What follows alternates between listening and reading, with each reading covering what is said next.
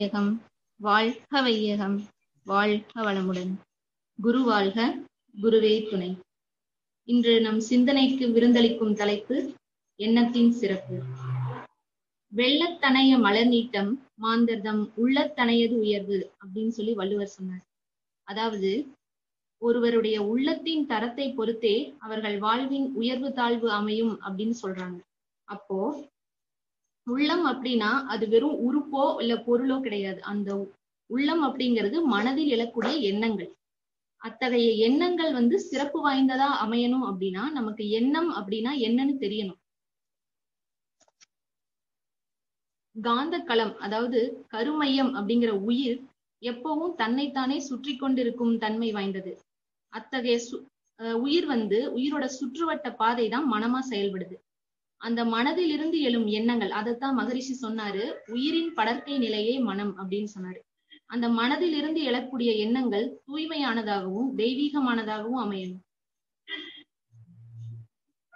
இத மகரிஷி ரொம்ப தெளிவா விளக்கியிருப்பாரு. எண்ணத்தில் கவனமாக இருங்கள், ஏனெனில் எண்ணம் தான் சொல்லாகிறது. சொற்களில் கவனமாக இருங்கள், ஏனெனில் சொற்கள் தான் செயலாகிறது. செயல்களில் கவனமாக இருங்கள், ஏனெனில் செயல்கள் தான் பழக்கங்களாகின்றன. பழக்கத்தில் கவனமாக இருங்கள், ஏனெனில் பழக்கங்களே ஒழுக்கமாகிறது. ஒழுக்கத்தில் கவனமாக இருங்கள், ஏனெனில் ஒழுக்கமே ஒருவரின் வாழ்வை வடிவமைக்கிறது அப்படின்னு சொல்லியிருப்பாரு. அப்போ ஒரு மனிதருடைய தரத்தையும் அவங்க எப்படிப்பட்டவங்க அப்படின்னு புரிஞ்சுக்கிறதும் அவங்களுடைய எண்ணத்தினாலதான் ஏற்படுது. எண்ணம் தூய்மையா இருந்தா அவங்க வாழ்க்கையில செய்யற செயல்கள், சொல் மற்றும் அவங்க நடந்துக்கிற விதம் எல்லாமே தூய்மையானதா அமையும். அப்போ இந்த எண்ணத்தை நம்ம சிறப்பா வச்சுக்கணும் அப்படின்னா என்ன செய்யணும்? எண்ணம்ங்கிறது எல்லாத்துக்கும் எழக்கூடியது தானே. நல்ல எண்ணங்கள், தீய எண்ணங்கள் எல்லாமே வந்துட்டுதான் இருக்கும். அப்போ எண்ணத்தை தூய்மைப்படுத்தணும் அப்படின்னா என்ன செய்யணும்? மகரிஷி அதுக்குத்தான் எண்ணம் ஆராய்தல் அப்படின்னு ஒரு சிறப்பான ஒரு தலைப்புல நமக்கு உரையாற்றிருப்பாரு. எப்படின்னா, எண்ணத்தை நம்ம சீரமைக்கவோ ஒழுங்குபடுத்தவோ சரி செய்யவோ முடியாது. ஏன்னா எண்ணம்ங்கிறது இயற்கை. கண், காண்போர், ஒளி இவை மூன்றும் ஒன்றே போல் எண்ணம், ஈசன், இயற்கை இவை யாவும் ஒன்றாகும் அப்படின்னு சொல்லுவார். அப்போ எண்ணம் அப்படிங்கிறது இயற்கை அல்லது கடவுள் அப்படின்னு சொல்லிட்டாரு. அந்த எண்ணத்தை கடவுள் தன்மையில நம்ம தெய்வீகமா வச்சிருக்கணும். அந்த எண்ணத்தை தெய்வீகமா வச்சிருக்கணும்னா அதை நம்ம மாத்தி அமைக்க முடியாது. அதை ஆராய்ச்சி செஞ்சு ஏன் நமக்கு இந்த மாதிரியான எண்ணங்கள் எழுது அப்படின்னு ஆராய்ச்சி தான் செய்ய முடியும்னு சொல்லி மகரிஷி எண்ணம் ஆராய்தல் அப்படின்னு ஒரு சிறப்பான தலைப்பு வச்சிருப்பாரு.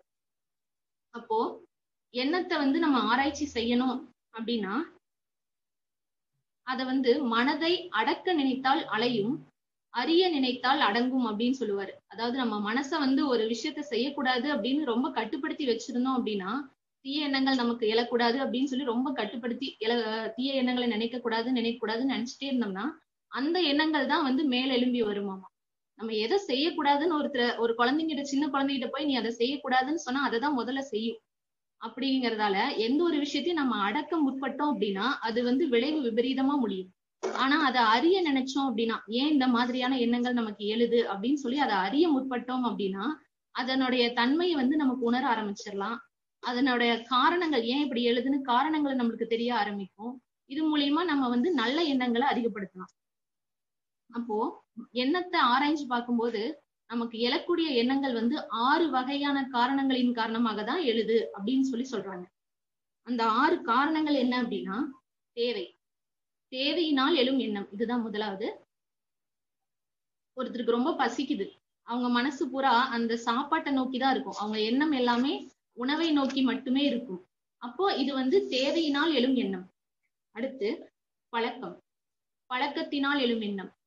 ஒரு சிலருக்கு டீ காஃபி குடிக்கிற பழக்கம் இருக்கும் காலையில எழுந்தோடனே. ஆனா சுகர் கம்ப்ளைண்ட் இருக்கு, நீங்க டீ காஃபி குடிக்க கூடாதுன்னு டாக்டர் சொல்லிடுறாங்க. உடனே அவங்களால அந்த டீ காஃபியை விட்டுற முடியுமா? காலையில எழுந்தோடனே அவங்களுக்கு அந்த ஞாபகம் தான் வரும். அவங்களுக்கு அந்த இடத்துல தேவை இல்லைனாலும் அவங்க பழக்கப்படுத்திக்கிட்ட ஒரு விஷயம் அவங்களுக்கு அந்த நேரத்துல அந்த எண்ணமா வெளியே எழத்தான் செய்யும். அடுத்து சூழ்நிலையின் காரணமாக எழும் எண்ணம். சில சூழ்நிலைகளுக்கு ஏற்பபடி சில எண்ணங்கள் தோன்றதான் செய்யும். அதாவது இப்ப நம்ம ஒரு தவ மையத்துக்கு போறோம், இல்ல மன்றத்துக்கு புதுசா வர்ற அன்பர்கள் அவங்களுக்கு இதுக்கு முன்னாடி தவம் செஞ்சிருக்கவே மாட்டாங்க. ஆனா அந்த இடத்துக்கு வந்தாங்க அப்படின்னா எல்லாரும் அமைதியா உட்கார்ந்து தவம் பண்ணிட்டு இருக்காங்க அப்படிங்கும்போது நம்மளும் அங்க அமைதியா உட்கார்ந்து இருக்கணும் அப்படிங்கிற எண்ணம் வரும். இதுதான் வந்து சூழ்நிலையின் காரணமாக எழும் எண்ணம். அடுத்து பிறர் மன தூண்டுதலினால் எழும் எண்ணம். அதாவது ஒருத்தர் மனசுல ஒரு விஷயம் வந்து எண்ணங்களா திரும்ப திரும்பி நினைச்சிட்டு இருக்கும்போது அதை வந்து நம்மளுக்கு வந்து சொல்லுவாங்க, இதை செய்யுங்க செய்யுங்கன்னு ஒருத்தர் வந்து அடிக்கடி சொல்லிட்டே இருக்கும்போது அதை செஞ்சாதான் என்ன அப்படின்னு நமக்கு ஒரு எண்ணம் தோணும். உதாரணமா இப்ப நம்ம ஒரு கடத்தெருவுல போயிட்டு இருக்கோம், அங்க வந்து ஒரு பழக்கடை வியாபாரி வந்து பழம் வாங்கிக்கங்கன்னு நம்மளை கேட்டுட்டே இருக்காங்க. அவங்களுக்கு வந்து அது வியாபார யுக்தி. ஆனா நம்ம வந்து அந்த இடத்துல நமக்கு அந்த பழத்துக்கான தேவையே இருக்காது. இருந்தாலும் நம்ம வாங்கினா என்ன அப்படிங்கிற ஒரு எண்ணம் வரும். அதுதான் வந்து பிறர் மன தூண்டுதலினால் எழும் எண்ணம். அப்போ இத வந்து இப்ப வந்து யார் மனசுலயும் வந்து நல்ல எண்ணங்களே எழறது கிடையாது. முக்காவாசி எல்லாருமே தீய எண்ணங்கள் தான் அதிகமாயிட்டு இருக்கு. ஒருத்தர் வந்து நம்ம வாழணும் அப்படிங்கறத நினைக்கிறத விட மத்தவங்க நல்லா வாழக்கூடாதுன்னு நினைக்கிறது தான் அதிகமாயிட்டு இருக்கு. அப்படிங்கும்போது இத்தகைய காலகட்டத்துல பிறர் மன தூண்டுதலினால் எழும் எண்ணம் வந்து தவறான எண்ணங்களா தான் அதிகமா இருக்கு. அப்போ நிறைய பேர்த்துக்கு வந்து மது அருந்துற பழக்கம் இருக்கும். ஆனா ஒரு சிலர் வந்து அந்த பழக்கம் இல்லாதவங்க கூட சுத்தி எல்லாரும் அவங்க ஃப்ரெண்ட்ஸ் சேர்ந்தா இல்ல ஒரு தடவை ட்ரை பண்ணி பாரு அப்படின்னா சரி செஞ்சாதான் என்ன அப்படின்னு ஒரு எண்ணம் தோணும். அதுதான் வந்து பிறர் மன தூண்டுதலினால் எழும் எண்ணம். இந்த எண்ணத்தை நம்ம முற்றிலுமா தவிர்த்துக்கணும். அடுத்து கருவமைப்பு எண்ணம். ஒரு கரு வந்து உதிக்கும் போதே அந்த எண்ணம் வந்து அதுல உள்ள பதிவாக அமைஞ்சிருக்கும் அப்படின்னு சொல்றாங்க. அதாவது நம்ம வம்சாவளியா நம்ம முன்னோர்கள், நம்ம தாத்தா பாட்டி அப்பா அம்மா இல்ல யாராவது நம்ம வம்சாவளியில நம்ம முன்னோர்கள் வந்து ஒரு விஷயத்த தொடர்ந்து நினைச்சுட்டே இருந்திருப்பாங்க. இதை நான் செய்யணும் செய்யணும் ரொம்ப ஆசைப்பட்டு நினைச்சிட்டே இருந்திருப்பாங்க. அவங்களால செய்ய முடியாம போயிருக்கலாம். ஆனா அந்த எண்ணம் வந்து அவங்க வாரிசுகளுக்கு அத வித்தின் மூலமாக அந்த பதிவுகளா வந்து அந்த எண்ணம் வந்து அந்த வாரிசுகளுக்கு எழக்கூடிய வாய்ப்பு இருக்கு. அப்படி எழக்கூடிய எண்ணம் தான் வந்து கருவமைப்பு எண்ணம். அத வந்து பாரம்பரிய எண்ணம் அப்படின்னு சொல்லியும் சொல்றாங்க. அதாவது நம்ம தாய் தந்தை இல்ல யாராவது வந்து டாக்டர் ஆகணும் அப்படின்னு சொல்லி யோசிச்சிருக்கலாம், கலெக்டர் ஆகணும், ஒரு தலைவர் ஆகணும், ஊர் தலைவர் ஆகணும், அந்த மாதிரி யோசிச்சிருக்கலாம். அந்த எண்ணம் அவர்களால நிறைவேற்ற முடியல அப்படின்னாலும் அவங்களோட வாரிசுகளுக்கு பதிவுகளா வந்து அவங்களுக்கு அந்த எண்ணம் தோன்ற ஆரம்பிச்சு அவங்க அதை செயல்படுத்துறாங்க. அதுதான் வந்து கருவமைப்பு எண்ணம். இப்பெல்லாம் வந்து எல்லாத்துக்கும் சக்கரை வியாதி இருக்கு. அந்த மாதிரி ஒரு ஜீன் வழியா வருது அப்படின்னு சொல்றாங்க. அது வந்து அப்பா அம்மாவுக்கு வந்து சுகர் கம்ப்ளைண்ட் இருந்திருக்கலாம். அந்த கம்ப்ளைண்ட்ஸ் வந்து அவங்க ஜீன் வழியா அவங்க குழந்தைங்களுக்கு வருது அப்படிங்கிறாங்க. எப்படி சொத்து சேர்த்து வைக்கிறது வந்து அவங்க வாரிசுங்களுக்கு வருதோ அந்த மாதிரி வியாதியையும் சேர்த்து வச்சு அவங்க வாரிசுங்களுக்கு கொடுத்துட்றாங்க. அப்போ அவங்க மனசுல நினைக்கிற எண்ணம் வந்து வித்தின் மூலமாக அவங்க வாரிசுங்களுக்கு கண்டிப்பா வரும். நம்ம தொடர்ந்து ஒரு விஷயத்த நினைச்சிட்டு இருக்கோம்னா அது வந்து கருவுல வந்து அவங்க கருவமைப்பிலேயே பதிவாயிரும். அவங்களுக்கு வந்து கருவிலேயே வந்து பிறக்கிற குழந்தைங்களுக்கே வந்து அந்த எண்ணங்கள் வந்து பதிவா அமைஞ்சிருக்கு. இறுதியாக தெய்வீக எண்ணம் அப்படின்னு சொல்றாங்க. அதாவது சமுதாயத்துல மக்கள் ஒரு ஊர்ல வந்து மக்கள் எல்லாருமே வந்து நம்ம ஊர்ல வந்து ஒரு மருத்துவமனை இல்ல, மருத்துவமனை கட்டுனா நல்லா இருக்கும் அப்படின்னு சொல்லி யோசிக்கிறாங்க. எல்லார் மனசுலயும் அந்த எண்ணம் இருக்கும், இது செஞ்சா நல்லா இருக்கும் அப்படின்னு. ஆனா எல்லாத்தாலையும் செய்ய முடியாது, பொருள் வசதி பத்தாது. அப்போ அந்த மாதிரி ஒரு சமுதாயம் முழுதா ஒரு மக்கள் எல்லாரும் நினைக்கும் போது அந்த எண்ணம் வந்து ஒரு பொருள் படைத்தவர் ஒரு செல்வந்தரோட மனதுல ஊடுருவி அந்த எண்ணம் வந்து செயலா வெளிப்படும். அறிவு திருக்கோயில் கட்டணும் அப்படின்னு சொல்லி ஒரு ஊர்ல இருக்கிற எல்லாரும் யோசிச்சாங்க அப்படின்னா கண்டிப்பா ஏதோ ஒரு செல்வந்தர் மூலியமாக இல்ல யாரோ ஒருவர் மூலமாக அது வந்து நிறைவேறியே தீரும் அப்படின்னு சொல்லி சொல்றாங்க. இததான் வந்து எண்ணத்தை எண்ணத்தால் ஆராய்ந்தால் எண்ணத்தின் இருப்பிடமும் இயல்பும் தோன்றும், எழும் எண்ணம் யாவும் நற்பயனாய் மாறும் அப்படின்னு சொல்லி மகரிஷி சொன்னாரு. அத எண்ணத்தை வந்து நம்ம வந்து ஒரு எண்ணி துணிக கருமம் அப்படின்னு சொல்றாங்க. செய்யற செயலுக்கு முன்னாடி நல்லா யோசிச்சு பார்த்து செய்யணும் அப்படின்னு சொல்லியிருக்காங்க. எல்லாருமே சொல்றதா நல்லா சிந்திச்சு பார்த்து செயல்படணும் அப்படின்ட்டு.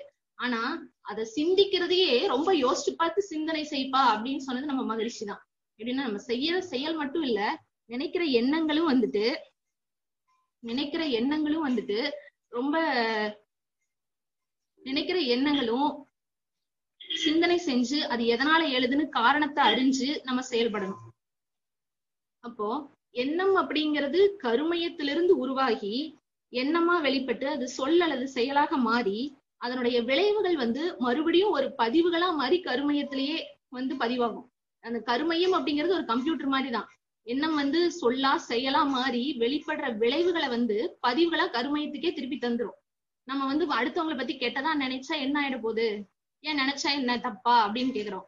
நினைச்சா தப்பு கிடையாது, நினைக்கிறதுனுடைய விளைவுகளை அறிஞ்சு நினைச்சு பாருங்க, கண்டிப்பா நினைக்க மாட்டீங்க. இப்போ எல்லாம் மத்தவங்களுக்கு கெடுவான் கேடு நினைப்பான்னு அந்த காலத்திலேயே சொல்லியிருக்காங்க. அப்படின்னா கெட்டது நினைக்கிறவன் கெட்டு போவான் அப்படின்னு அர்த்தம். நமக்கு கெட்டது நினைச்சாலும் நாம தான் கெட்டு போவோம், மத்தவங்களுக்கு கெட்டது நினைச்சாலும் நாம தான் கெட்டு போவோம். ஏன்னா இப்ப அடுத்தவங்களுக்கு வந்து தப்பா நினைச்சோம் அப்படின்னா அவங்களுக்கு அது நடந்துச்சு அப்படின்னா அதனுடைய விளைவுகள் பதிவுகளா மாறி அதை வந்து நம்மளதான் தாக்கும். நல்ல பதிவுகளாவோ இல்ல தீய பதிவுகளாவோ அது நம்மளதான் வந்து தாக்கும். அதுதான் எனக்கு மட்டும் ஏன் கடவுள் இப்படி பண்றாருன்னே தெரியல, எனக்கு மட்டும் இப்படி எல்லாம் நடக்குது, ஏன் நான் என்ன செஞ்சேன், எனக்கு நேரமே சரியில்லை, இப்படி எல்லாம் சொல்லுவாங்க. நேரம் எல்லாம் சரியில்லை இல்ல, எண்ணங்கள் சரியில்லைங்கிறதுதான் உண்மை. நம்ம மத்தவங்களை பத்தி ஒரு சின்ன தப்பான எண்ணம் விதைச்சிட்டு இருந்தோம் அப்படின்னா நமக்கு அதுதானே வந்து சேரும். அப்புறம் நேரம் சரியில்லை அது இதுன்னு கோயிலுக்கு போறதுனால எதுவும் ஆக போறது இல்ல. செயலிலே விளைவாக தெய்வ ஒழுங்கமை பிரித்தலால் பயனென்ன தவறிழைத்து பின் பரமனை வேண்டுவதால் அப்படின்னு சொல்லிட்டு மகரிஷி சொல்றாரு. அதாவது நம்ம செய்யற செயலிலேயே அதுக்கான விளைவு வருது அப்படின்னா நம்ம நினைக்கிற எண்ணம் வந்து செயலா மாதிரிதான் அது விளைவா தருது. அந்த எண்ணத்திலேயே வந்து நமக்கு என்ன பலன் கிடைக்குதுன்னு தெரிஞ்சிட போகுது. அப்படிப்பட்ட எண்ணம் தப்பா இருந்தா நம்ம மறுபடி கடவுள்கிட்ட போய் வேண்டி என்ன ஆக போகுது? அதனால எண்ணங்கள் வந்து இத்தகைய சிறப்பு வாய்ந்தது. எண்ணத்தின் பலன் வந்து விளைவுகளை நோக்கி நம்ம அந்த எண்ணத்தை செயல்படுத்தாம இருந்துடுறோம். தீய எண்ணங்கள் நம்ம மனசுல வருது அப்படிங்கிறதுக்காக அதை வந்து நம்ம எல்லாரும் செய்ய போறது கிடையாது. அந்த விளைவுகளுக்கு அஞ்சு நம்ம செய்யாம இருந்தாலும் அந்த எண்ணங்கள் வந்து அதே ஒத்த மனதுடைய இன்னொருத்தரோட மனசுல பதிஞ்சு ஊடுருவி சென்று அவர்கள் அதை வெளிப்படுத்துவார்கள் அப்படின்னு சொல்றாங்க. அதுதான் ரொம்ப விபரீதமான செயல். பெற்றேன் பல பிறவி பிறர்க்கே உழைத்து ஏழையானேன் அப்படின்னு சொல்லிட்டு ஒரு ஆழ்வார் சொன்னாரு. அதாவது பெற்றேன் பல பிறவி பிறர்க்கே உழைத்து ஏழையானேன் அப்படின்னு சொன்னாராம். அதாவது மத்தவங்களுக்கே உழைச்சு என்ற காசு இல்லாம போயிடுச்சுன்னு அர்த்தம் கிடையாது. இதுக்கு என்ன அப்படின்னா மற்றவர்களுடைய எண்ணத்தினால் நான் வந்து செயல்களை புரிந்து என் மூலமாக அந்த செயல்கள் வெளிப்பட்டு பாவப்பதிவுகளை சுமந்து பல பிறவிகள் எடுக்க நேர்ந்தது அப்படின்னு அர்த்தம்.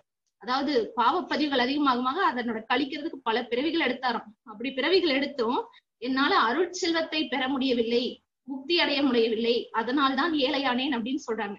அப்போ நம்ம நினைக்கிற விஷயம் வந்து நடக்கல அப்படின்னாலும் அது இயற்கை சீற்றமா வெளிப்படுமாமா. நினைக்கிற எண்ணங்கள் வந்து நிறைவேறாம போயிடுச்சுன்னா அதுவும் இயற்கை தானே. அதை வந்து அடக்கி வச்சோம் அப்படின்னா அது வந்து இயற்கை சீற்றமா வெளிப்படுமா. இதனாலதான் இப்பெல்லாம் நிறைய இயற்கை சீற்றம் நடக்குது. தீய எண்ணங்களின் விளைவாகத்தான் நடந்துட்டே இருக்கு.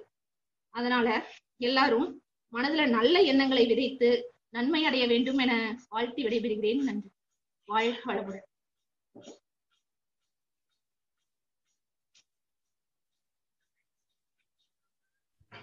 வாழ்க வளமுடன்மா. மிக்க நன்றிங்கம்மா. துணை பேராசிரியர் கனிமொழி அம்மா அவர்களின் உரையை பற்றி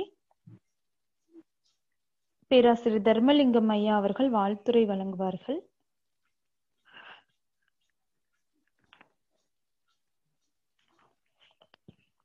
அம்மா வாழ்க வளமுடன். உமாதேவி அம்மா வந்திருக்கீங்க, ஹேண்ட் ரைஸ் பண்ணீங்க. அம்மா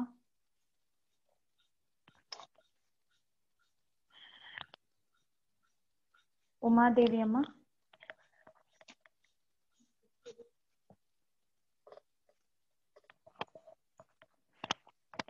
வாழ்க வளமுடன். எண்ணத்தின் சிறப்பு என்ற தலைப்பிலே நம்மளுடைய எண்ணம் தான் எல்லாமே தீர்மானிக்குது, எண்ணம் போல் வாழ்க்கை, எண்ணமே நம்மளுடைய அவரவர் வாழ்க்கையின் சிற்பி அப்படின்ட்டு நிறைய கருத்துக்களை நம்மளுக்கு எடுத்து கூறினாங்க துணை பேராசிரியர் கனிமொழி அம்மா. அவங்க மிக சிறப்பா எண்ணத்தை பத்தி தெளிவா சொன்னாங்க. அம்மா அவங்களை நம்ம வாழ்த்திடலாங்க. துணை பேராசிரியர் கனிமொழி அம்மா அவர்கள் வாழ்க வளமுடன். துணை பேராசிரியர் கனிமொழி அம்மா அவர்கள் வாழ்க வளமுடன். வாழ்க வளமுடன் அம்மா. மிக்க நன்றிங்கம்மா. வாழ்க வளமுடன். வாழ்க வளமுடன்.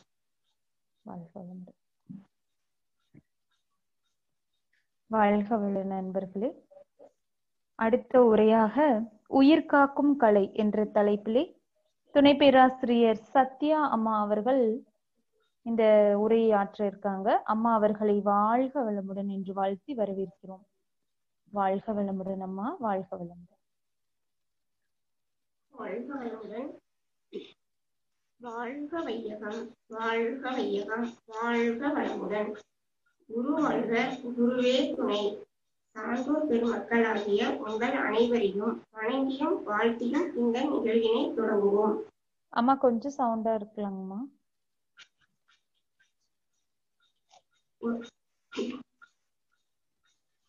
வாழ்க வளமுடன். சரிங்கம்மா. உயிர் காக்கும் கலை என்னும் ஒரு தலைப்பு பத்தி சிந்திக்க இருக்கிறோம். உடல் மட்டும் நலமாய் இருந்தா போதுமா அப்படின்னு கேட்டா போதாது. உயிரையும் நாம வளமா வச்சிருக்கணும். அப்போ நம்ம உடம்பையும் உயிரையும் இணக்கமான உறவுல வச்சிருக்கணும். எனவே நம்ம உயிரை பேணி காப்பதுல அக்கறை செலுத்தணும்.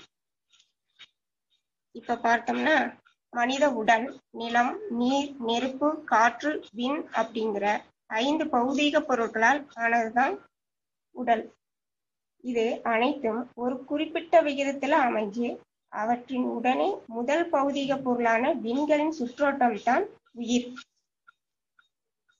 இந்த சுற்றோட்டம், அதாவது உயிர் இருக்கிறது தான் உயிரினங்கள், சுற்றோட்டம் இல்லாதவை உயிரற்ற பொருள்னு மகரிஷி சொல்றாங்க. முதல்ல சுற்றோட்டம் ஒரு இடத்திலிருந்து புறப்பட்டு மற்ற இடங்களுக்கு சென்று மீண்டும் புறப்பட்ட இடத்திற்கே வந்து சேர்ந்துரும். சுற்றோட்டம் இருக்கிற விண்களின் தொகுப்ப நம்ம நுண்ணுடல் அல்லது சூக்கும உடல்னு சொல்றோம். இப்ப நாம உயிரின் அளவை பத்தி பார்க்கலாம். உயிரற்ற பொருட்களை விண்ணுனும், இந்த விண் உயிரினங்களில் உயிர் என்றும் பெயர் சொல்றாங்க. விண் அப்படிங்கிறத ஆங்கிலத்துல ஃபண்டமெண்டல் எனர்ஜி பார்ட்டிகல்னு சொல்றாங்க. விண் அப்படிங்கிறத வடமொழியில ஆகாசம்னு சொல்றாங்க. அதுவே பிரபஞ்சம் முழுவதும் நிரம்பி இருக்கிறப்ப அத மகாகாசம்னு சொல்றாங்க. உயிரினங்கள்ல கலந்திருக்கும் போது சித்தகாசம்னு சொல்றாங்க. உயிர் நம்ம கண்ணுக்கு தெரியாது, அத நம்ம உணரத்தான் முடியும். உயிர் மிக நுண்ணியது அப்படிங்கிறத மேவிய சீவன் வடிவு அது சொல்லிடில் கோவில் மயிர் ஒன்று 100 கூறிட்டு மேவிய கூறு அது 1000 ஆயினால் ஆவியின் கூறு 100,001 அப்படின்னு திருமந்திரத்துல திருமூலர் 2011வது கவியில நமக்கு சொல்றாங்க. இதோட விளக்கம் கேட்டீங்கன்னா, பசுவின் ரோமத்தை அதன் கணம் எவ்வளவோ அந்த அளவு நீளம் வச்சு வெட்டி அதை 1,00,000 கூறிட்டால் எவ்வளவு நுண்ணியதாக இருக்கிறதோ அதுவே உயிரின் அளவு என்று விளக்கியிருக்காங்க. இன்னைக்கு இருக்கிற விஞ்ஞான காலத்துல எலக்ட்ரானோட எடை 9 × 10⁻⁻28 என்று விஞ்ஞானிகள் கணக்கிட்டு சொல்றாங்க. தத்துவ ஞானிகள் கூறுகிற விண் அப்படிங்கிற ஃபண்டமெண்டல் எனர்ஜி பார்ட்டிகல் என்பது எலக்ட்ரானை விட மிக சிறியது. உயிரோட அமைப்பை பார்க்கலாம். சுத்தவெளிய தன்னிருக்க ஆற்றலாலும் நுண்ணதிர்வாலும் நொறுங்கி இறைத்துகள்கள் ஆயிற்று. இந்த இறைத்துகள்ல நுண்ணணு, பரமாணு, ஈதர், தூசின்னு பல பெயர்ல சொல்றாங்க. விண் அப்படிங்கிறத உயிர் துகள்கள் வினாடிக்கு பல லட்சம் சுழல்கள் வேகத்துல சுத்திக்கிட்டு இருக்குது. அதோட சுழற்சி வேகம் குறையும் போது எலக்ட்ரான் என்றும், இன்னும் வேகம் குறையும் போது புரோட்டான் என்றும், மேலும் வேகம் குறையும் போது நியூட்ரானாகவும் மாறுகிறது. முழு வேகமும் குறைந்து கரைந்து சுத்த வெளியாக மாறும்போது கருந்துளை ஆகிறது. உயிரின் இயக்க மையத்தை பார்க்கலாம். உடல் முழுவதும் இரத்தம் ஓடினாலும் அதோட இயக்க மையம் இதயம், காற்றோட்டத்தின் இயக்க மையம் நுரையீரல், அதே போல உயிரின் இயக்க மையம் மூலாதாரம். அந்த மூலாதாரம் முதுகுத்தண்டின் அடிப்பகுதிக்கு சற்று கீழே உட்புறமா மிக செறிவா அமைஞ்சிருப்பதுதான் விந்துநாத திரவம். அந்த மையத்திலிருந்து உயிர் துகள்கள் உடல் முழுவதும் பரவி ஓடிக்கொண்டிருப்பதை உயிரோட்டம்னு சொல்றாங்க. உடலுக்குள் கோடிக்கணக்கான உயிர் துகள்கள் இயங்கிக் கொண்டிருக்கிறது.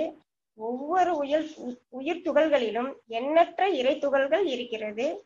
மேலும் ஒவ்வொரு உயிர் துகள்களும் தன்னைத்தானே சுற்றி கொண்டே இருக்கிறது. அதோட அலைதான் நம்ம ஜீவகாந்தம்னு சொல்றோம்.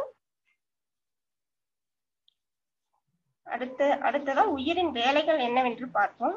உயிரோட வேலைகள் 2. உடலை இயக்குகிறது தான் உயிரோட முதல் வேலை. உடலை பாதுகாத்து அணு அடுக்குகளை சீர்குலையாமல் பார்க்கிறது தான் உயிரோட முதல் வேலை. அந்த வேலையில தடை வரும்போது, அதனை உணரும் போதும் மனமா விரியும் போதும் தான் உயிரின் 2வது வேலை. தடையை உணர்ந்து நீக்கும் உயிரானது வேலையை மனமாக விரிக்கிறது. உயிரின் அந்த படர்க்கை நிலை ஆற்றல் தான் மனம் அப்படிங்கிறது வேதாத்திரியம். ஜீவகாந்தமே மனமாக இருக்குது. உயிர் துளிகளிலிருந்து இறை துகள்கள் வெளியே அலையாக வருது. அப்போ உயிர் துகள்ல இருந்து எழும் அலை படர்க்கை நிலையில் மனமாக இயங்குது. அதனால மனம் அப்படிங்கிறது உயிரிலிருந்து வந்து கொண்டே இருக்கும் இறை துகளின் இயக்கம் அல்லது ஜீவகாந்தம். மனம் அப்படிங்கிறது நிதானமான பொருள் கிடையாது. அடுத்து உயிர் துகளின் பெருமை. கோடிக்கணக்கான செல்களின் தொகுப்பே நம்ம உடல். அப்போ செல்களை ஒன்றோடு ஒன்று இணைந்து கட்டுமானம் குறையாம தாங்கி பிடிக்கிறது தான் ஜீவகாந்தம். இப்ப உதாரணத்துக்கு ஒரு கட்டடத்துல செங்கலை ஒன்றோடு ஒன்று சேர்த்து இணைக்கிறதுக்கு சிமெண்ட் தேவை. அதே போலத்தான் நம்மளோட செல்களை தாங்கி பிடிக்கிறதுக்கு ஜீவகாந்தம் தேவை. சிமெண்டின் அளவும் தரமும் குறைந்தால் எப்படி செங்கற்களுக்கிடையே உள்ள பிணைப்பின் தன்மை குறைகிறதோ அதே போலத்தான் ஜீவகாந்தத்தின் அழுத்தமும் அளவும் குறைந்து செல்களுக்கிடையே உள்ள பிணைப்பும் குறையும். உடல் தளர்ச்சி அடைய உடலில் உள்ள உயிர் துகள்களின் எண்ணிக்கைக்கு ஏற்ப ஜீவகாந்த திணிவு அமைகிறது. போதிய ஜீவகாந்தம் இருக்கிற வரையில தான் நம்ம உடம்புல இருக்கிற செல்கள் அடுக்கு குலையாம நிலைத்து நிற்கும். மனமும் நல்ல முறையில இயங்கும். உயிர் துகளின் எண்ணிக்கை குறைஞ்சதுன்னா ஜீவகாந்த அளவும் குறையும். சுற்றோட்டமாக வரும் உயிர் துகள்கள் மூலாதாரத்துல இருந்து புறப்பட்டு எல்லா செல்களுக்கும் போய் ஆற்றல் கொடுத்துட்டு திரும்ப மூலாதாரத்துக்கே வரும்போது ஜீவகாந்த அளவும் உயிர் துகளின் அளவும் குறைஞ்சிரும். ஒரு உடலில் உள்ள உயிர் சக்தி துகள்கள் எண்ணிக்கைக்கு ஒப்ப ஜீவகாந்த திணிவு அமையுது.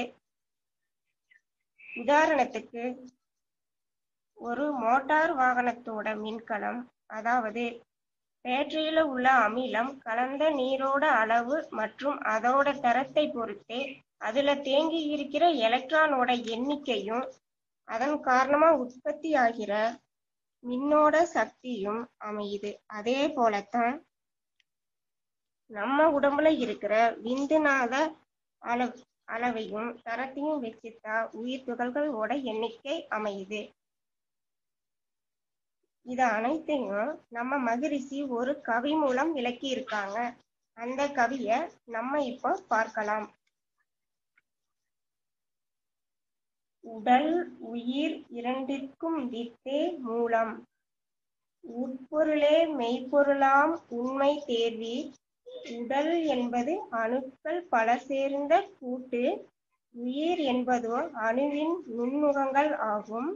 உடல் ஊடே உயிர் சுற்றி சுழன்றியங்க உணர்ச்சி என்ற விளைவுண்டாம் அறிவு ஈதே. உடல் விட்டு உயிர் பிரிந்தால் அறிவிங்கேது. உடல் வாழ்விற்குள் தான் இன்ப துன்பம்.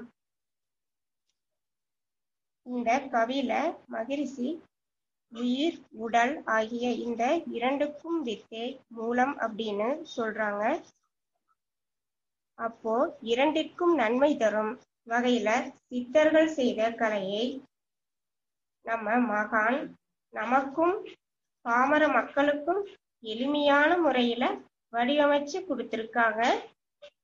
அதத்தான் காயகல்ப பயிற்சி. இந்த பயிற்சி செய்து வந்தால் நம் உயிர் நலமாக இருக்கும். காயகல்ப பயிற்சியின் பயன்கள்: நோயில்லாமல் வாழலாம், இளமையோடும் இருக்கலாம், முதுமையை தவிர்க்கலாம், மரணத்தை தள்ளி போடலாம், உடல் நலமும் மன வளமும் நல்லா இருக்கும், நாளுக்கு நாள் அறிவு மேலோங்கி மெய்ப்பொருள் விளக்கம் ஏற்படும், நீண்ட காலமாக இருக்கும் நோயை படிப்படியா குணப்படுத்தலாம், உடல் நலமும் அறிவு வளமும் உடைய குழந்தைகள் உண்டாவார்கள், பெண்களுக்கு மாதவிடாய் தொந்தரவு நீங்கும், நினைவாற்றல் அதிகரிக்கும். எனவே நாம் அனைவரும் தினந்தோறும் இப்பயிற்சியை செய்து உயிரை வளப்படுத்துவோம் என கூறி உங்களை அனைவரையும் வணங்கியும் வாழ்த்தியும் இந்த உரையை முடிக்கிறேன். நன்றி. வாழ்க வளமுடன்.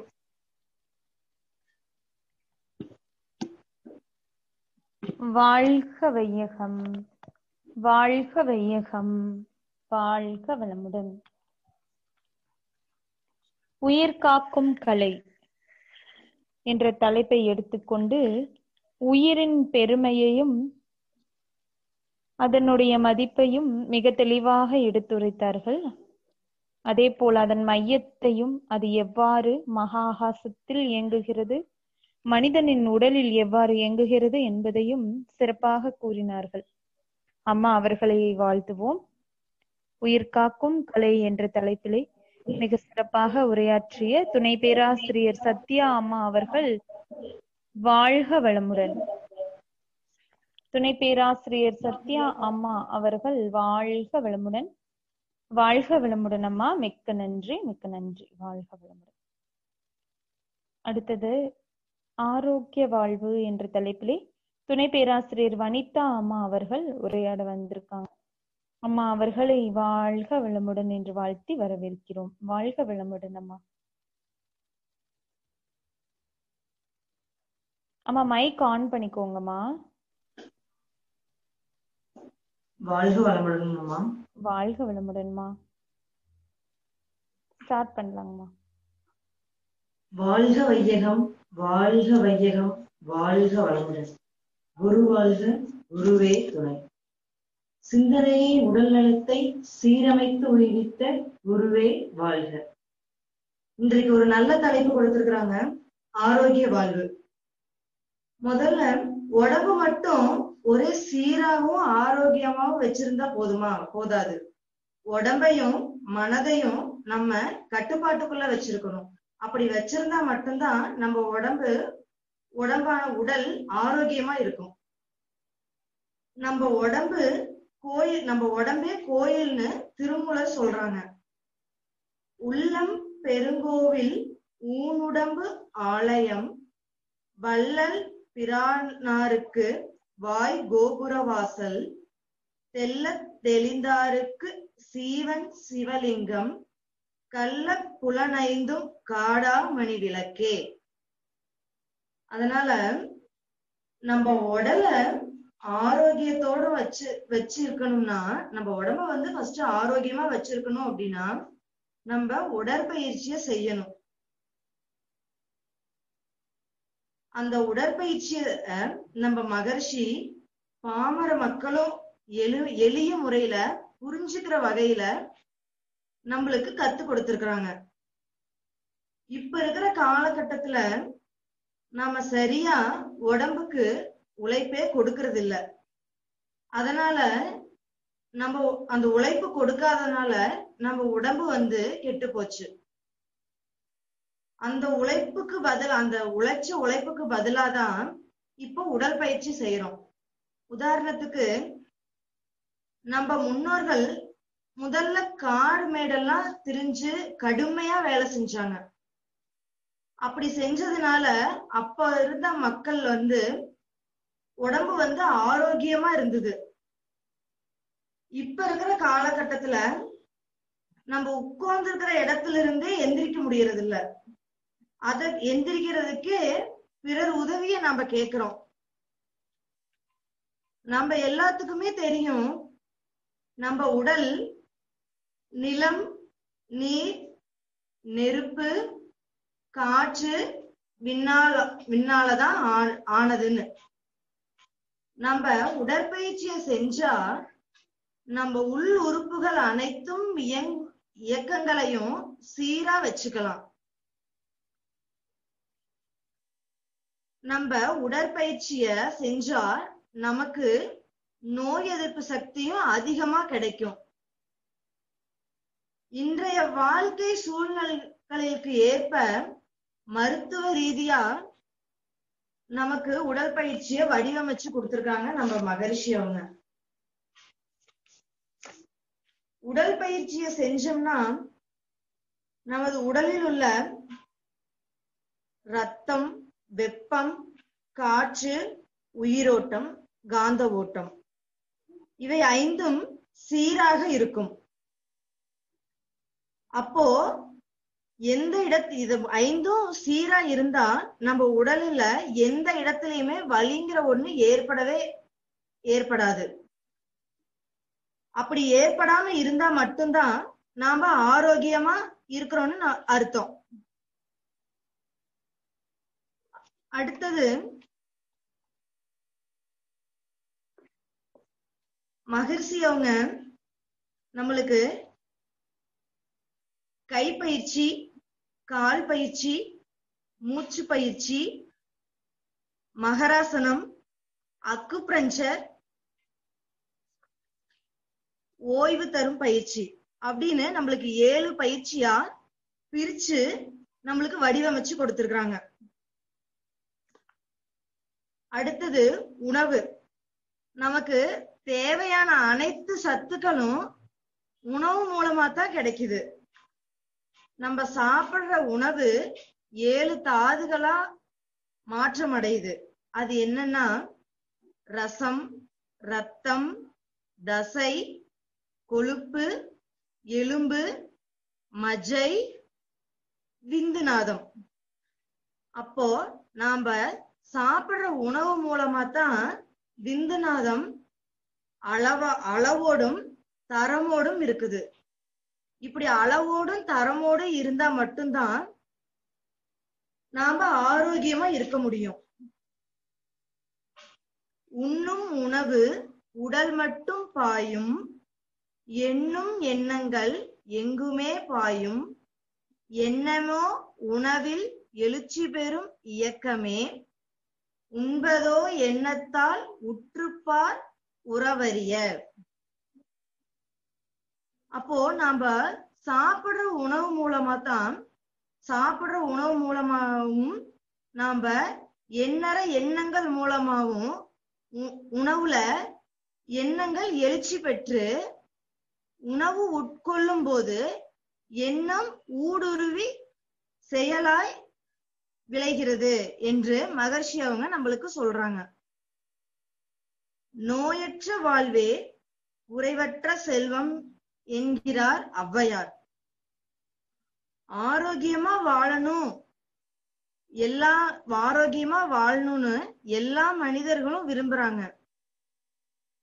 அப்படி ஆரோக்கியமா வாழணும்னு விரும்புற மாதிரி நம்ம வாழணும் அப்படின்னா நினைச்சபடி நாம வாழ வேண்டும் என்றால் உடல் நலமும் மனவளமும் நல்லா இருந்தா மட்டும்தான் நாம ஆரோக்கியமா வாழ முடியும்.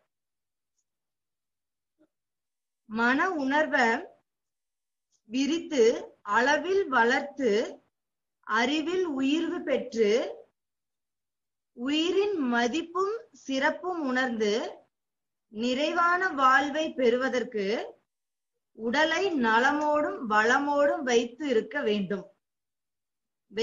வேண்டியது அவசியம். நாம சாப்பிடுற உணவு சத்து உள்ளதாகவும் சுத்தமானதாகவும் இருக்க வேண்டும். சுத்தமானதாகவும் இருக்க வேண்டும். அந்த உணவை அளவோடு நாங்கள் எடுத்துக்கொள்ளவும் வேண்டும். அப்படி எடுத்துக்கிற உணவை நம்ம ரசிச்சும் ருசிச்சும் மெதுவாக சாப்பிடணும். அப்படி சாப்பிடுற உணவு நம்ம உடம்புக்கு தேவையான சத்து கொடுக்கக்கூடியதாகவும் இருக்க வேண்டும். எடுத்துக்காட்டா அந்த காலத்துல எல்லாம் கீரைகள், பழங்கள், பயிர் வகைகள் இதெல்லாம் இயற்கை முறையான உணவுகளை உட்கொண்டாங்க. இப்ப இருக்கிற காலகட்டத்துல பீஸா, பர்கர், சாண்ட்விச் அப்படிங்கிற ரசாயன கலந்த உணவுகளை சாப்பிடுறதுனால ஆரோக்கியம் இல்லாம போயிருது. இப்படி ஃபாஸ்ட் ஃபுட்ட சாப்பிடுறதுனாலதான் வாழ்வை குறைச்சு கொண்டே இருக்கிறோம். நாம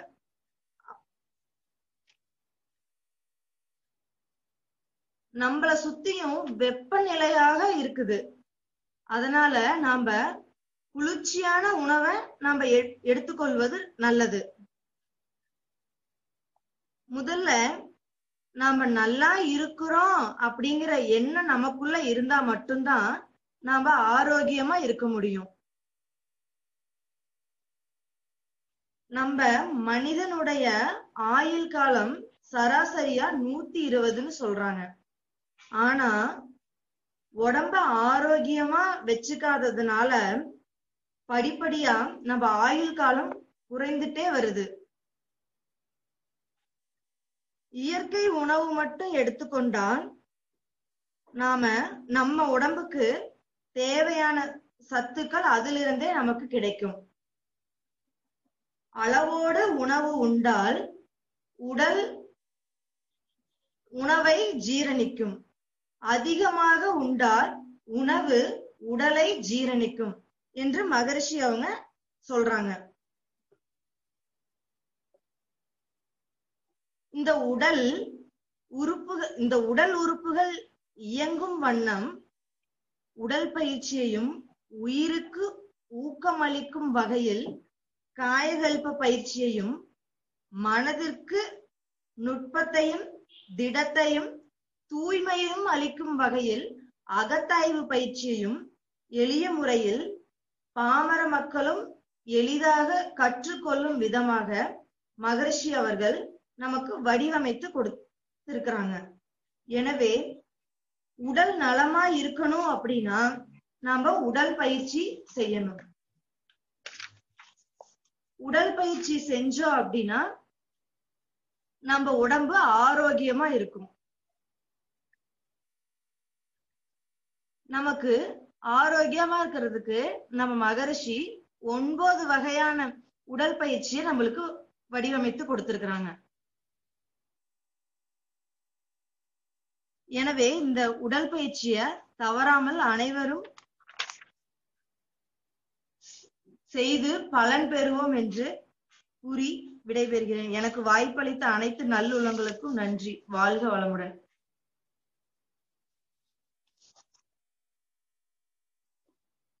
வாழ்க வளமுடன் அம்மா.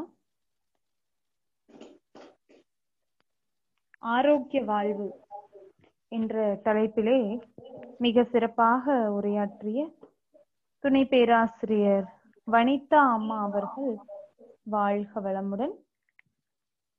உடலே கோயில், நம் உடலை எப்படி ஆரோக்கியமாக வைத்துக் கொள்வது அப்படின்னு தெளிவா சொன்னாங்க.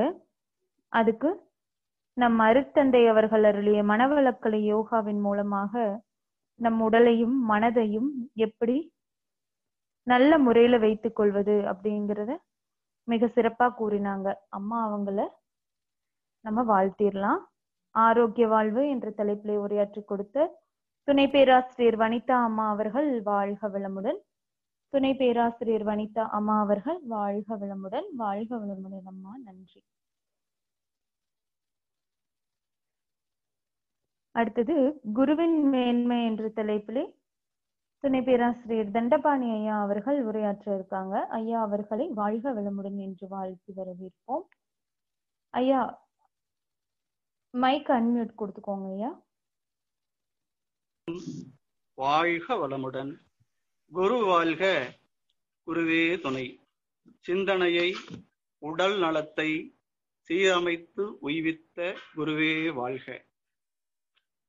தெளிவு குருமேனி காண்டல், தெளிவு குருவின் திருநாமம் செப்பல், தெளிவு குருவின் திருவார்த்தை கேட்டல், தெளிவு குரு உரு சிந்தித்தல் தானே என்கிறார் திருமூலர்.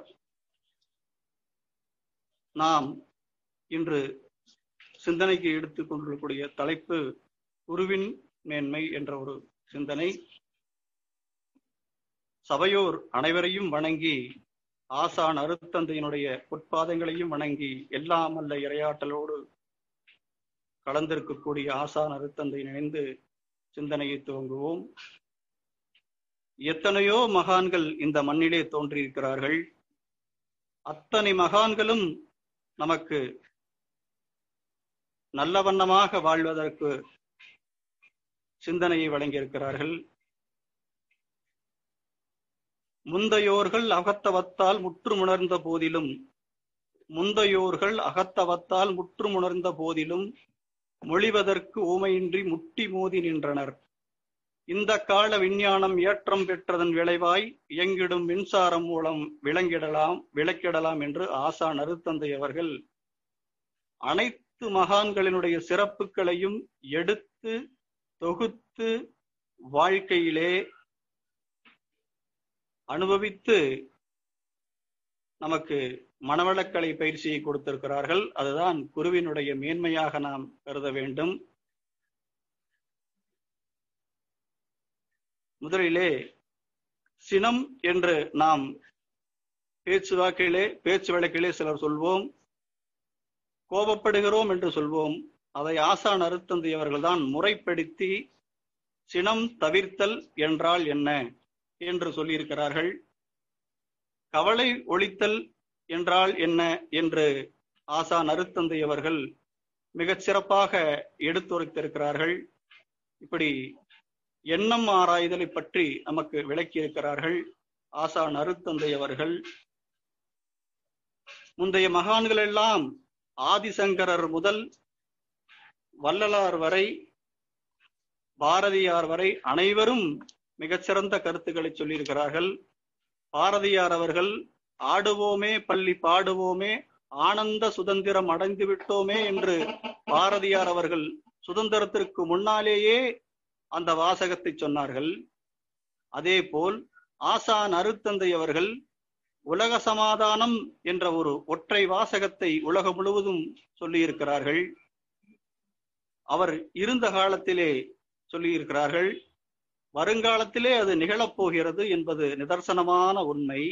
அதற்கு தனி மனிதனுடைய உடல் நலம், தனி மனித அமைதி, குடும்ப அமைதி, ஊர் அமைதி, உலக அமைதி என்ற ஒரு ஒப்பற்ற ஒரு வாசகத்தை சொல்லி அருட்பணியாற்றியிருக்கிறார்கள். அப்படிப்பட்ட மகானுடைய வாழ்க்கையிலே நாம் அன்றாடமா வாழ்க்கையிலே நாம் வாழ்ந்து கொண்டிருக்கின்றோம். பல மகான்கள் சொன்னதைத்தான் ஆசான் அருத்தந்தை அவர்களும் சொல்லியிருக்கிறார்கள். ஆனால் அவர்கள் எளிமைப்படுத்தி சொல்லியிருக்கிறார்கள். நல்ல முறையிலே தெளிவாக விளக்கியிருக்கிறார்கள். கோயில் இல்லாத ஊரில் குடியிருக்க வேண்டாம், மசூதி இல்லாத ஊரில் குடியிருக்க வேண்டாம், சர்ச் இல்லாத ஊரில் குடியிருக்க வேண்டாம் என்று நாம் எடுத்துக்கொண்டால், இவர்கள் அனைவருக்கும் உடலும் மனமும் தெளிவாக இருக்க வேண்டும். ஆதலால் நாம் மனவளக்கலை பயிற்சியான அறிவுத்திருக்கோயில் இல்லாத ஊரில் நாம் இருக்கக்கூடாது என்பது தற்கால நிகழ்வுகள் நமக்கு உணர்த்துகிறது. தற்காலத்திலே வந்திருக்கக்கூடிய ஒரு கொடிய நோயானது நம்மை படாத பாடுபடுத்தி கொண்டிருக்கிறது. உலகத் தலைவர்கள் எல்லாம் சொல்லுகிறார்கள், உடல் நலத்துக்கு யோகா என்று சொல்கிறார்கள். அந்த யோகா பயிற்சியிலே முதல் நிலை பயிற்சியாக நம் மனவளக்கலையிலே கற்றுத்தருகிற உடல் பயிற்சி மற்றும் காயகல்ப பயிற்சி, மூச்சு பயிற்சி, இவை அனைத்தும் ஆசான் அருத்தந்தை அவர்களால் வடிவமைக்கப்பட்டது. 40 ஆண்டு கால சீரிய முயற்சியின் காரணமாக அவர்களாகவே செய்து எதுவெல்லாம் தேவை எதுவெல்லாம் தேவையில்லை என்று நிர்ணயம் செய்து, தேவை இது இல்லாதவற்றையெல்லாம் கழித்துவிட்டு தேவையானவற்றை மனித குலத்துக்கு எடுத்துரைத்து தானும் செய்து இந்த உலக மக்கள் அனைவரையும் செய்ய வைத்த ஒரு ஒப்பற்ற ஒரு மகான்தான் ஆசான் அருள் தந்தை அவர்கள். அவர்கள் சென்ற நூற்றாண்டிலே 1911ஆம் ஆண்டு ஆகஸ்ட் 14ஆம் தேதி இந்த உலகுக்கு நாண குழந்தையாக பிறந்தார். 2028/3/2006ஆம் ஆண்டு ஆசான் அருள் தந்தை அவர்கள் மகா சமாதி அடைந்தார்கள். அப்பொழுது இந்த உலகுக்கெல்லாம் ஒரு அருள் தந்தையாக வாழ்ந்து அந்த இறைநிலையோடு கலந்திருக்கிறார்கள். 1911ஆம் ஆண்டு நாண குழந்தையாக பிறந்த ஒரு குழந்தை 2006ஆம் ஆண்டு இந்த உலகுக்கு அருள் தந்தையாக தன் அருள் பார்வையாலும் அருள் சுரக்கும் அன்பாலும் காந்த குரலாலும் காந்த தத்துவத்தையும் இறை ஞானத்தையும் வாழ்க்கை வளங்களையும் உலக மக்கள் அனைவரையும் நல்ல வண்ணமாக வாழ வேண்டும் ஒரே சிந்தனையோடு ஆழியார் அறிவுத்திருக்கோயிலே இருந்து அருள் பணி ஆற்றி நமக்கெல்லாம் உடல் நலத்துக்கான உடல் பயிற்சி, மனநலத்துக்கான தவ பயிற்சி, உயிர் வளத்துக்கான காயகல்ப பயிற்சி, எண்ணம் ஆராய்தல், ஆசை சீரமைத்தல், சினம் தவிர்த்தல், நான் யார், இறைநிலை உணர்வது எப்படி என்ற அத்தனை விதமான பயிற்சிகளையும் நமக்கு கொடுத்துவிட்டு ஆசான் அருட்தந்தை அவர்கள் இறைநிலையோடு இறைநிலையாக கலந்திருக்கிறார்கள். அவர்கள் எல்லாம் நாம் நினைக்கிற போது உள்ளமெல்லாம் பூரிக்கிறது. அவருடைய இறுதி நாளில் எத்தனை பேர் நாம் கலந்து கொண்டோம் என்று நமக்கு தெரியாது. ஆசான் அருட்தந்தை அவர்கள் இறுதி பயணத்தை சற்றே நாம் நினைத்து பார்த்தால் உள்ளமெல்லாம் பூரிக்கிறது. காந்த அலை அந்த இடத்திலே அலையலையாக நாம் ஆய்ந்ததை அங்கே நாம் அந்த நிகழ்விலே இருந்தவர்கள் உணர்ந்திருக்க கூடும்.